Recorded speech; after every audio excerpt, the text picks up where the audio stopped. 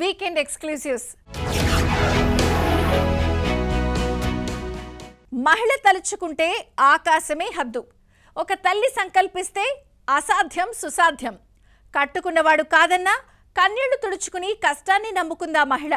2 బిడ్డలు వృద్ధురాలైన తల్లి ఆ ముగ్గురి ఆకలి తీర్చడం కోసం ఆపరేషన్ అయిన శరీరాన్ని కూడా లెక్క చేయకుండా స్టీరింగ్ పట్టింది. అవహేళన చేసిన నోళ్లే అభినందించేలా పురుష ప్రపంచంలో తనకంటూ ఒక ప్రత్యేక గుర్తింపు తెచ్చుకుంది. మగాళ్లకు ధీటుగా ఆటో నడుపుతూ తన బిడ్డల భవిష్యత్తు కోసం ఓ మహిళ సాగిస్తున్న అలుపెరగని జీవన పోరాటంపై మా ఏబిఎన్ ప్రత్యేక కథనం.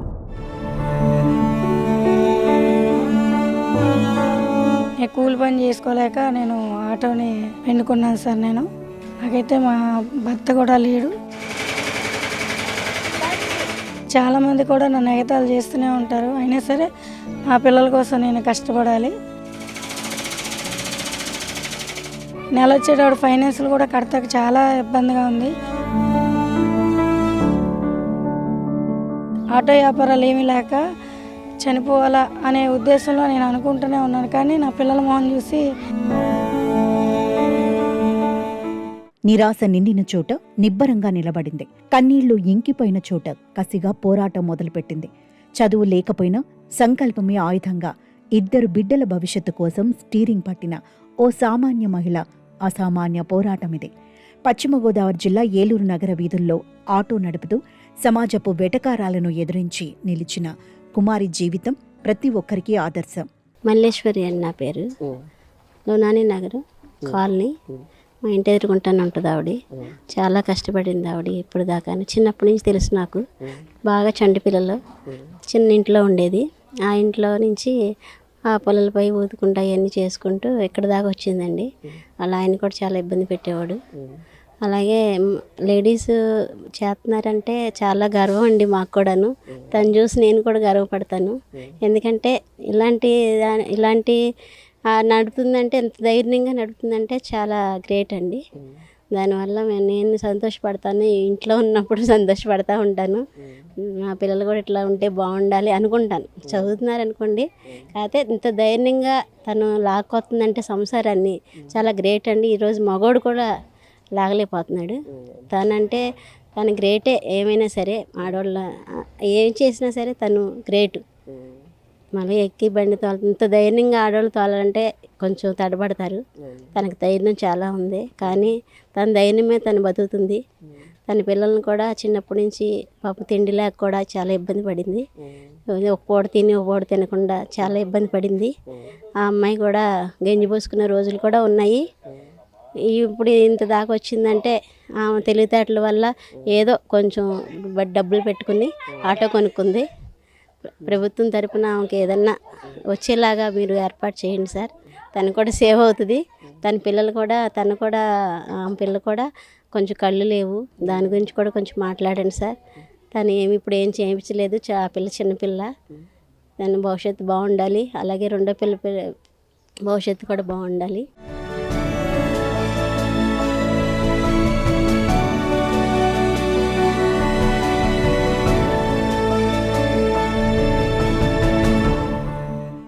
కుమారి జీవితం మొదట్నుంచి ఒక పోరాటమే. కట్టుకున్న భర్త మద్యానికి బానిసై వేధింపులకు గురిచేయటంతో పిల్లల కోసం ఒంటరి పోరాటం మొదలుపెట్టింది. అండగా ఉంటారనుకున్న తండ్రి, అన్నయ్య వరుసగా మరణించటం ఆమెను కోలుకోలేని దెబ్బతీసింది. ఇంటి బాధ్యత, వృద్ధురాలైన తల్లి, 2 ఆడపిల్లల పోషణ ఆమె భుజాలపై పడ్డాయి. ఒక కూతురు అంధురాలు కావడంతో ఆమెను బ్లైండ్ స్కూల్లో చదివిస్తూ మరో కూతురు ఐశ్వర్యను ప్రభుత్వ పాఠశాలలో 8వ తరగతి చదివిస్తోంది. అనారోగ్యం కారణంగా బరువులు ఎత్తకూడదని డాక్టర్లు చెప్పినా కుటుంబం కోసం ధైర్యం చేసి పురుషులతో సమానంగా ఆటో డ్రైవింగ్ వృత్తిని ఎంచుకుంది. పేరు ఐశ్వర్య, మా అక్క పేరు ఎస్టర్ రాణి. మేము బీడీ కాలనీలో ఉంటాము. మా అమ్మ పేరు అరుణ కుమారి. మా నాన్న మేము చిన్నప్పుడు ఉన్నప్పుడే వదిలేసి వెళ్ళిపోయాడు. అప్పటి నుండి మా అమ్మ కష్టపడుతూ మమ్మల్ని ఇంతలాగా తెచ్చి ఆటో రాకపోయినా ఇప్పుడు రోడ్డు మీదకి ధైర్యంగా వెళ్ళేలాగా ఆటో తోలుతుంది. మాకు చాలా గర్వంగా ఉంది. మా అక్క బ్రెయిన్లీ లిపి, మా అక్క కష్టపడి ఇప్పుడు 10th పబ్లిక్ ఎగ్జామ్ రాస్తుంది. మా అక్క అంతలా రాస్తుంది. మా ఇద్దరిని చిన్నప్పటి నుండి తండ్రి లేని లోటు తీర్చింది. నేను మా మాయ దగ్గర డ్రాయింగ్ నేర్చుకున్నా. మా మాయ యాక్సిడెంట్లో చనిపోయాడు. అప్పటి నుండి నన్ను, మా అక్కని, మా అమ్మ, మా అమ్మమ్మని మా అమ్మే చూసుకుంటుంది. మాకు చాలా గర్వంగా ఉంది. నేను డ్రాయింగ్ ఎలాగ ఉన్నా కానీ గీయగలను. కానీ మా అమ్మ నీకు డ్రాయింగ్ వద్దు అని కూడా అనలేదు. నువ్వు డ్రాయింగ్ గీస్తే నేను మా అమ్మ ఎప్పుడో ఒకరు మమ్మల్ని ఇది చేస్తూనే ఉంటుంది. డ్రాయింగ్ గీయగలవు, నీకు వస్తుంది అనింది. నేను చిన్నప్పటి నుండి చదువుకుంటూ డ్రాయింగ్ వేస్తున్నాను. స్కూల్లో జేఎంజీ స్కూల్లో చదువుకుంటున్నా. ఫీజు కూడా కట్టడానికి చాలా కష్టంగా ఉంది. 8th క్లాస్ చదువుతున్నాను.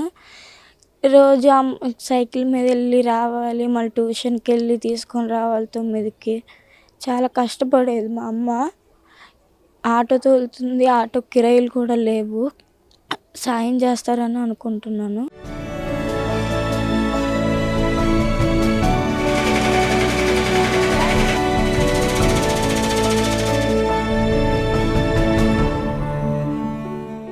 మొదట్లో ఆటో నడపడం చూసి సమాజం వెక్కిరించింది, అవహేళన చేసింది. కానీ కుమారి ఆ మాటలను పట్టించుకోలేదు. ఫైనాన్స్లో ఆటో తీసుకుని ప్రతిరోజు ఉదయాన్నే రోడ్డెక్కుతోంది. అయితే ప్రస్తుతం ర్యాపిడో వంటి ఆన్లైన్ యాప్స్ రావడం, ఆటోల సంఖ్య పెరగడంతో కిరాయిలు దొరకడం కష్టంగా మారింది. చదువు లేకపోవటం వల్ల ఆన్లైన్ యాప్స్ వాడటం రాక ఫైనాన్స్ కట్టలేక ఇబ్బందులు పడుతోంది. అయినప్పటికీ తన పిల్లలను ఉన్నత చదువులు చదివించాలనే ఆమె ఆశ మాత్రం అణుమాత్రం కూడా తగ్గలేదు. నేను కూలి పని చేసుకోలేక నేను ఆటోని ఎన్నుకున్నాను సార్. నాకైతే మా భర్త కూడా లేడు. మాకు రీసెంట్గా విడాకులు కూడా అయిపోయినాయి. అమ్మాయి, నాకు 2 అమ్మాయిలే. అమ్మాయి ఒక పాప బ్రెయిన్ లిపి చదువుతుంది. నాకేంటంటే పోషకత్వం ఏమీ లేదు. నాకు 2 పిల్లలు పెంచుకోవడమే కష్టంగా ఉంది నాకు. ఈ ఆటో వ్యాపారాలు కూడా అంతంత మాత్రంగానే ఉన్నాయి. ఈ ర్యాపిడ్ వచ్చాక కూడా అంత మాత్రమే సార్. నేనైతే చదువుకోలేదు, కూలి పని చేసుకుంటూ ఉండేదాన్ని. కానీ ఇంట్లో వర్క్ చేసుకుంటూ, పిల్లలు చూసుకుంటూ నేను ఇలాగ జీవనం సాగిస్తున్నాను సార్. ఆటోలో చాలామంది కూడా నన్ను ఎగతాళి చేస్తూనే ఉంటారు. అయినా సరే నా పిల్లల కోసం నేను కష్టపడాలి అని నేను ముందుకు వచ్చాను సార్. కానీ నాకు న్యాయం అంటే ఏమీ లేదు సార్. నాకు నెల వచ్చేటప్పుడు ఫైనాన్షియల్ కూడా కడతాక చాలా ఇబ్బందిగా ఉంది.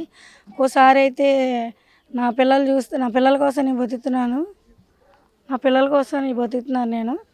కానీ ఏంటంటే ఎప్పుడైనా ఒక్కోసారి ఇలా ఆటో వ్యాపారాలు ఏమీ లేక చనిపోవాలా అనే ఉద్దేశంలో నేను అనుకుంటూనే ఉన్నాను. కానీ నా పిల్లల మొహం చూసి నేను ఆగిపోయాను. ఒక కన్ను కనిపిస్తుంది, రెండో కన్ను కూడా పరిస్థితి ఇదిగా ఉంది, చుక్కలో ఉంది. అది హైదరాబాద్ వెళ్ళి ఆపరేషన్ చేయాలని చెప్పారు. చెప్తే నేను చాలా వరకు ట్రై చేస్తున్నాను, కానీ అమౌంట్ కూడా ఎక్కడ దొరకట్లేదు సార్. మా పాపకు వచ్చేటప్పటికి 80,000, 90,000 అలా అవుతాయని చెప్పారు. చిన్న పాప 8వ తరగతి చదువుతుంది. నేనైతే ఏం చదువుకోలేదు సార్. మా అమ్మగారు రీసెంట్గా, మా తమ్ముడు కూడా చనిపోయారండి. మా అమ్మగారు కూడా నా దగ్గర ఉంటున్నారు. ఇప్పుడు ఆవిడని కూడా నేను పెంచుకోవాలి. నా పరిస్థితి అయితే చాలా ఇబ్బందిగా ఉంది సార్. నాకు లేడీస్ తోలుతుందని నాకు ఎప్పటికప్పుడు ఏదో ఒకటి ఇబ్బంది పెడుతూనే ఉన్నారు, కానీ జెంట్స్. కానీ సరే నా పిల్లల కోసం నేను ముందుకెళ్ళి నా పిల్లల కోసమైనా నేను కష్టపడాలనుకుంటున్నాను. కాబట్టి ఇంకా అవన్నీ అసలు లెక్క చేయలేదు సార్.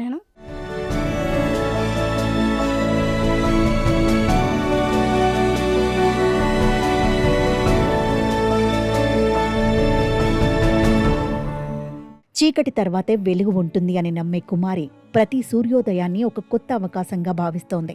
ప్రభుత్వం నుంచి ఒంటరి మహిళా పెన్షన్ లేదా ఏదైనా ఆర్థిక సహాయం అందితే తన భారం తగ్గుతుందని ఆమె ఆశిస్తోంది. అవమానాలను అధిగమించి ఆత్మవిశ్వాసంతో జీవిస్తున్న కుమారి లాంటి మహిళలు ఉన్నంతకాలం సమాజం ముందుకు సాగుతూనే ఉంటుంది. కష్టాలను చూసి కుంగిపోకుండా పోరాడి గెలవాలని నిరూపిస్తున్న ఈ వార్డ్ వారియర్ కుమారికి మనమందరం అండగా నిలవాల్సిన అవసరం ఎంతైనా ఉంది.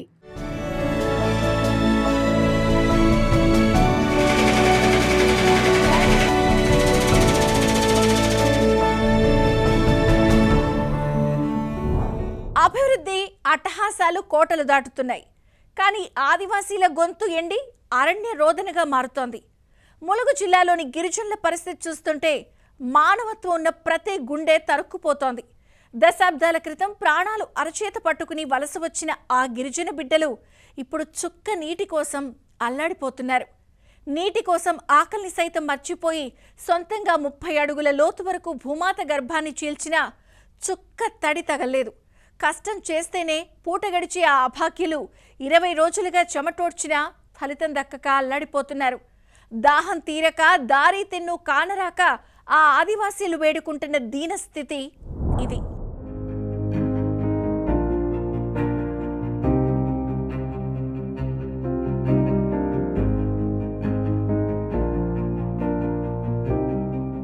ములుగు జిల్లా ఏజెన్సీ గుండెల్లో వేసవి సెగలు మొదలవకముందే దాహార్తి కేకలు మిన్నంటున్నాయి.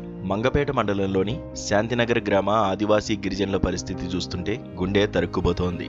దశాబ్దాల క్రితం ఛత్తీస్గఢ్ అడవుల నుండి ప్రాణాలు అరచేత పట్టుకుని వలస వచ్చిన ఈ గుత్తికోయలు ఇప్పుడు గుక్కెడు నీటి కోసం అల్లాడిపోతున్నారు.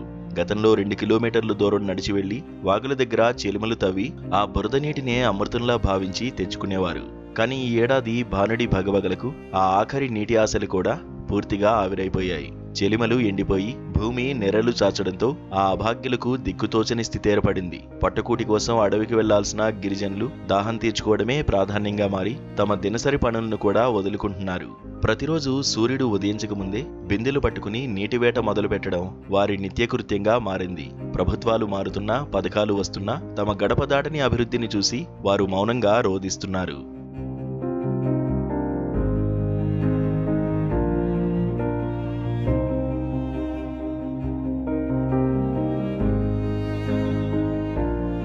తమ ప్రాంతాల్లోని చెలిమల్లో నీళ్లు దొరక్కపోవడంతో ఆ గిరిజన బిడ్డలే స్వయంగా గడ్డపారలు పట్టి భగీరథ ప్రయత్నానికి పూనుకున్నారు. గత 20 రోజులుగా ఆకలిని సైతం లెక్క చేయకుండా ఎండ తీవ్రతను భరిస్తూ సొంతంగా బావిని తవ్వడం ప్రారంభించారు. 30 అడుగుల లోతు వరకు భూమాత గర్భాన్ని తవ్వినా అక్కడ కేవలం ఎండిన మట్టి తప్ప చుక్క తడి తగల్లేదు. తమ శ్రమంతా వృధా కావడంతో ఆ గిరిజన కుటుంబాలు దిక్కుతోచని స్థితిలో పడ్డారు. చేతులు బొబ్బలెక్కినా ఒళ్ళు హోనమైన నీరు పడకపోవడంతో వారి ఆశలు అడుగంటిపోయాయి. పళ్ళకు వెళ్తేనే పూట గడిచే తమకు ఇన్ని రోజులు శ్రమించినా ఫలితం దక్కకపోవడం కోలుకోలేని దెబ్బగా మారింది. బావి తవ్వకంలో పడి తమ పిల్లల ఆకలిని కూడా తీర్చలేకపోతున్నామని వారు ఆవేదన వ్యక్తం చేస్తున్నారు. నీటి కోసం వారు పడుతున్న ఈ పోరాటం చూస్తుంటే మానవత్వం ఉన్న ప్రతి ఒక్కరి కళ్ళు చెమర్చక మానవు. 30 అడుగుల లోతులో కూడా నీరు లేకపోవడంతో రాబోయే కాలం ఎంత భయంకరంగా ఉండబోతుందోనని భీతిని కలిగిస్తోంది. మా ఊరు శాంతినగరం అండి. నా పేరు కలం జ్యోతి. ఇక్కడ ఈ ఊర్లో చూస్తే చాలా ఇబ్బందులు, కొంచెం చాలా బాధపడుతున్నాం. నీళ్ళు అసలు దొరకలేదు. అప్పుడైతే వర్షాకాలం అయితే అక్కడ ఒర్రికాడ నుంచి తెచ్చి తాగటం, అది కూడా ఒర్రి కూడా ఇప్పుడు లేదు, సిక్కిపోయింది. మరి ఇప్పుడు నీళ్ళు అయితే అసలు కష్టంగా మాకు తాగడానికి లేదు, స్నానం చేయడానికి లేదు. ఇంకా ఇక్కడ బావి తీస్తున్నాం కానీ నీళ్ళు అసలు ఒక్క సుక్క కూడా రావట్లేదు. మరి అలాగే నీళ్లు మాకుంటే ఎండాకాలం పిల్లలు చాలా మంది పిల్లలు కుటుంబంలో ఒక్కొక్క కుటుంబంలో 5, 6 ఉన్నారు పిల్లలు. నీళ్లు చాలా మాకు ఇబ్బంది ఉన్నది. ఇంకా మాకు ప్రభుత్వం నీళ్ళు సాయం చేస్తే బాగుంటేదని మేము కోరుకుంటున్నాము. ఎండలు ముదురుతున్న కొద్దీ తమ ప్రాణాలు నీటి కోసం గాల్లో కలిసిపోతాయేమోనని గిరిజనులు భయపడుతున్నారు. పనులకు వెళ్లకపోతే ఆకలి చావులు, నీటి కోసం వెతకకపోతే దాహం చావులు తప్పవని వారు వాపోతున్నారు. శాంతినగర్ గ్రామస్తుల ఈ దీనస్థితి అరణ్యరోదనగా మిగిలిపోకూడదని సామాజిక కార్యకర్తలు కోరుతున్నారు. లేదంటే అడవి బిడ్డల ప్రాణాలు నీరు లేక అనంతవాయువుల్లో కలిసిపోయే ప్రమాదం ఉంది. ఇప్పటికైనా జిల్లా యంత్రాంగం వెంటనే స్పందించి యుద్ధ ప్రాతిపదికన ట్యాంకర్ల ద్వారా నీటిని సరఫరా చేయాలని గిరిజన బిడ్డలు వేడుకుంటున్నారు. అభివృద్ధి మాటలు కోటలు దాటుతున్నా గిరిజనుల గొంతులు మాత్రం ఎండిపోవడం శోచనీయం. ఈ నీటి కష్టాల నుండి తమను గట్టెక్కించాలని వారు వేడుకుంటున్న తీరు ప్రతి ఒక్కరిని కదిలిస్తోంది. మరి నీళ్లు ఉంటేనే మంచిది. ఏమున్నా లేకున్నా గానీ నీళ్లు కడుపు నిండా ఉంటేనే కొంచెం మంచిది. ఆరోగ్యం కూడా నీళ్ళే మంచిదని మేము చాలా నీళ్ళకే బాధపడుతున్నాం ఎక్కువగా. మాకు నీళ్లు ప్రభుత్వం మాకు సాయం చేయాలని మేము కోరుకుంటున్నాము. అసలు తవ్వుతానం గాని కష్టపడతానం, ఆడోళ్ళు మోగులందరూ కలిసి కష్టపడుతున్నాం. పనికి కూడా పోకుండా నీళ్ళు ఒక్క సుక్క రావట్లేదు. ఇంకా అందరూ ఈ నీళ్లు కూడా ఈ బావిలో కూడా కిందికి కూడా చూపిస్తాము, అసలు కనపడలేదు.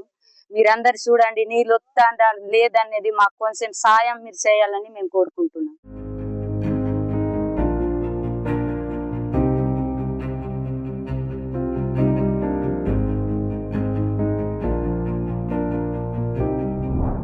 అక్కడ గ్యాస్ సిలిండర్ల చప్పుడు వినిపించదు, పొయ్యిల నుంచి పొగరాదు.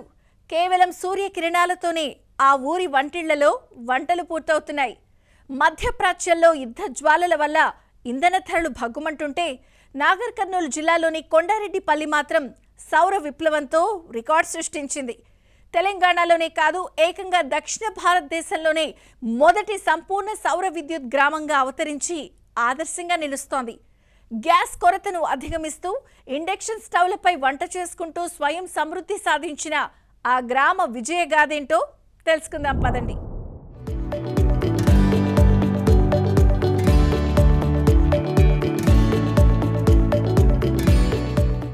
పశ్చిమాసియాలో నెలకొన్న ఉద్రిక్తతలు దేశవ్యాప్తంగా వంట గ్యాస్ సరఫరాపై ప్రభావం చూపుతున్నా సీఎం రేవంత్ రెడ్డి స్వగ్రామమైన కొండారెడ్డిపల్లి మాత్రం ఈ ఇబ్బందుల నుంచి పూర్తిగా విముక్తి పొంది ఆదర్శంగా నిలుస్తోంది.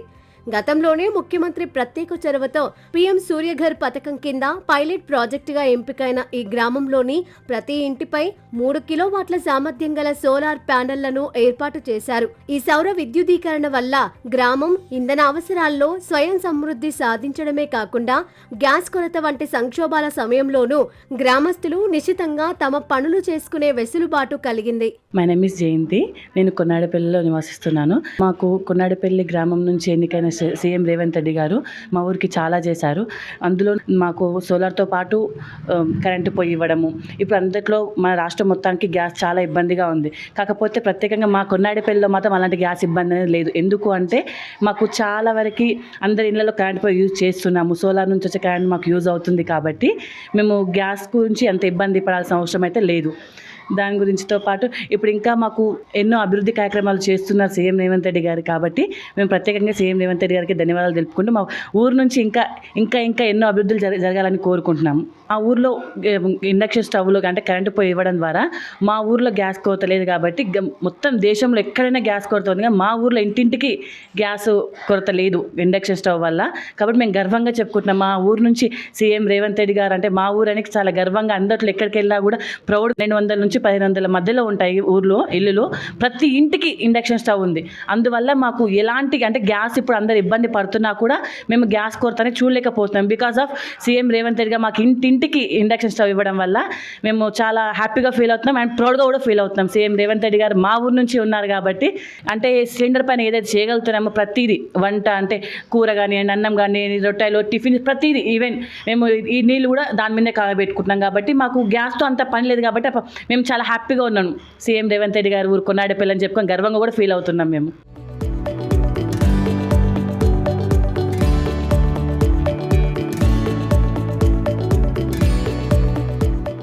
సౌర విద్యుత్ ఉత్పత్తికి అనుగుణంగా వంట అవసరాల కోసం గ్యాస్ పై ఆధారపడకుండా ప్రభుత్వం ఇక్కడి ప్రతి ఇంటికి ఇండక్షన్ స్టవ్లు, కుక్కర్లను పంపిణీ చేయడంతో గ్రామంలో విప్లవాత్మక మార్పు మొదలైంది. ప్రస్తుతం గ్రామంలోని 410 కుటుంబాలు ఈ కుకింగ్ పద్ధతికి మారి పూర్తి స్థాయిలో ఇండక్షన్ స్టవ్లను వినియోగిస్తూ ఉండడంతో గ్యాస్ సిలిండర్ల వాడకం దాదాపుగా తగ్గిపోయింది. 1.5 రోజులకు ఒక సిలిండర్ వాడాల్సి వచ్చే గత పరిస్థితుల నుంచి ఇప్పుడు పూర్తిగా బయటపడ్డామని, దీనివల్ల ఆర్థిక భారం తగ్గడంతో పాటు వంట చేయడం చాలా సురక్షితంగా, సులభంగా మారిందని గ్రామస్తులు హర్షం వ్యక్తం చేస్తున్నారు. మా ఊర్లో సోలార్ పెట్టిన దగ్గర నుంచి మాకు కరెంటు బిల్లు లేదు. కరెంటు పొయ్యిలు ఇచ్చిన దగ్గర నుంచి మాకు గ్యాస్ లేకుండా మేము దాని మీదే వంట చేసుకుంటున్నాం. మాకు గ్యాస్ లేదని కొరత ఏం లేదు. మొత్తం గ్యాస్ కోసం చాలా ఇబ్బందిగా ఉంది కానీ మాకు ఆ ఇబ్బంది ఏం లేదు. గ్యాస్ ఇబ్బంది లేకుండా అందరికీ ఇది చేసిన రేవంత్ రెడ్డి గారికి ధన్యవాదాలు. దేశంలో ఎక్కడ చూసినా గ్యాస్ ఇబ్బంది ఉంది కానీ మా ఊర్లో మాత్రం ఆ ఇబ్బంది లేదు. నెల 15 రోజులు వచ్చేది. ఇప్పుడు మేము కరెంటు పొయ్యి మీద చేసుకుంటున్నాం కాబట్టి అంత ఇబ్బంది ఏం లేదు. నా పేరు స్వాతి.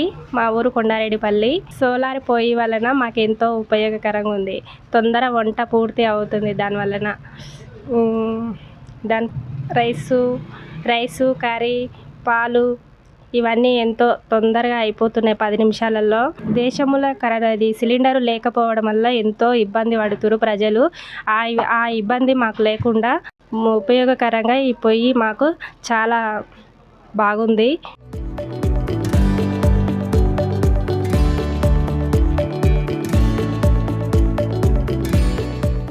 ఈ వినూత్న ప్రాజెక్టు వల్ల కేవలం వంట గ్యాస్ ఖర్చు ఆదా అవ్వడమే కాకుండా గ్రామస్తులకు అదనపు ఆదాయం కూడా లభిస్తోంది. ప్రతి ఇంటిపై నెలకు సగటున 360 కిలోవాట్ల విద్యుత్ ఉత్పత్తి అవుతుండగా తమ సొంత అవసరాలకు వినియోగించుకోగా మిగిలిన విద్యుత్ను గ్రిడ్కు విక్రయిస్తున్నారు. యూనిట్కు 5 రూపాయల చొప్పున ప్రభుత్వం చెల్లిస్తూ ఉండడంతో నిరుపేద కుటుంబాలకు ఇదొక అదనపు ఆర్థిక వనరుగా మారింది. కేవలం 104 కుటుంబాలు మాత్రమే ప్రస్తుతం ఈ సౌకర్యానికి దూరంగా ఉన్నప్పటికీ వారందరినీ చైతన్యపరిచి 100% ఈ కుకింగ్ గ్రామంగా మార్చేందుకు అధికారులు కృషి చేస్తున్నారు. ఇంటి అవసరాలకే కాకుండా భవిష్యత్తులో వ్యవసాయ రంగాన్ని కూడా సౌరశక్తితో అనుసంధానించే దిశగా అడుగులు పడుతున్నాయి. పొలాల్లో సోలార్ పంపు సెట్ల బిగింపు ప్రక్రియ మొదలవడంతో సాగుకు కూడా సంప్రదాయ కరెంట్ అవసరం లేకుండా పోనుంది. గ్యాస్ సిలిండర్ల ధరలు పెరిగినా లేదా సరఫరా నిలిచిపోయినా తమకు ఎలాంటి ఇబ్బంది లేదని నిరూపిస్తున్న కొండారెడ్డిపల్లి దేశంలోని ఇతర గ్రామాలకు ఇంధన పొదుపు, పర్యావరణ పరిరక్షణలో ఒక దిక్సూచిలా కనిపిస్తోంది. సాంప్రదాయ ఇంధనాల నుంచి స్వచ్ఛమైన ఇంధన వనరుల వైపు మళ్లడం ద్వారా ఆర్థికంగా ఎలా బలపడవచ్చో ఈ గ్రామం ప్రత్యేకంగా చూపిస్తోంది. కొండారెడ్డిపల్లి, వంగూరు మండల్, నార్కల్ డిస్టిక్. మన ప్రపంచవ్యాప్తంగా ఇరాన్ యుద్ధ పరిణామాలతోటి భారతదేశం మొత్తం గ్యాస్ కొరత ఉంది. కానీ మా కొండారెడ్డిపల్లిలో మాత్రం గ్యాస్ కొరత అనేదే లేదు. ఎందుకు అంటే ముఖ్యంగా మా గౌరవ ముఖ్యమంత్రి గారికి ప్రత్యేక ధన్యవాదాలు తెలియజేసుకుంటా ఉన్నాం మా కొండారెడ్డిపల్లి గ్రామ ప్రజల తరఫున. ఎందుకంటే మా ముఖ్యమంత్రి గారు 2 సంవత్సరాల క్రితమే కొండారెడ్డిపల్లిని ఫుల్ సోలార్ విలేజ్గా తీర్చిదిద్దడంతో పాటు ప్రతి ఇంటికి ఇండక్షన్ స్టవ్ మరియు కుక్కర్ని ఇవ్వడం జరిగింది. ఈరోజు అంటే కొన్ని రోజుల క్రితం వరకు ఈ స్టవ్ని ఎక్కువగా యూజ్ చేసే వాళ్ళు కారు. సోలార్ తోటి దాదాపు 360 యూనిట్లు ఉత్పత్తి జరిగినా కానీ అది పూర్తిగా వినియోగించుకోలేని పరిస్థితిలో మా గ్రామస్తులు ఉండేవారు. ఈరోజు గ్యాస్ కొరత వల్ల ఇండక్షన్ స్టవ్లు అనేది దాదాపు అందరూ యూజ్ చేయడం జరుగుతుంది. 600 పై చిలుకు ఇండక్షన్ స్టవ్లు ఇవ్వడం జరిగింది. ఈరోజు ఆ ఇండక్షన్ స్టవ్లతోటి యూజ్ చేయడం వల్ల గ్యాస్ నెల రోజులు వచ్చేది 4-5 నెలలు వస్తుంది. కాబట్టి మాకు గ్యాస్ కొరత అనేదే లేదు. గ్యాస్ దొరుకుతలేదంటే మా ఊరి గ్రామ ప్రజలు ఆశ్చర్యంగా చూస్తూ ఉన్నారు. ఎందుకంటే ఈరోజు మాకు గ్యాస్ అనేది ఇంపార్టెంట్ కాకుండా అయిపోయింది. ఎందుకంటే ఇండక్షన్ స్టవ్ మీదనే ప్రతి వంట చేసుకొని మా గ్రామ ప్రజలు ఎంతో ఆనందంగా ఉన్నారు. ఈ అవకాశం కల్పించిన గౌరవ ముఖ్యమంత్రి రేవంత్ రెడ్డి గారి స్వగ్రామం అయినందుకు మేము ఎంతో సంతోషిస్తున్నాం.